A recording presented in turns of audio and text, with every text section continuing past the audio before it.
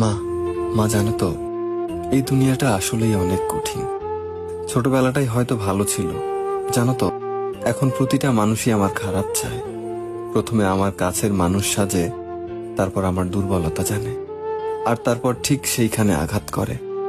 দুনিয়াটা আসলেই অনেক স্বার্থপর হয়ে গেছে মা। যখন তোমার কোলে থেকে আমি দুনিয়াটা দেখতাম, তখন কত সুন্দর লাগতো।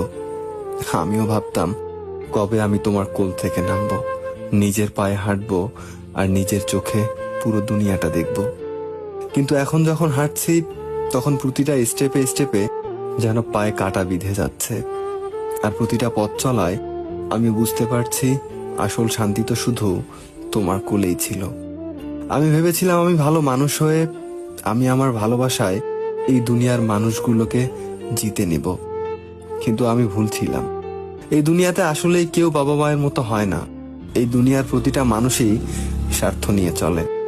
আসলে আমি এটা বুঝে গেছি যে বাবা মা ছাড়া এই দুনিয়াতে কেউই আর আপন হয় না। সবাই স্বার্থ নিয়ে চলে। কেউ নিঃস্বার্থভাবে ভালোবাসে না, একমাত্র বাবা মা ছাড়া।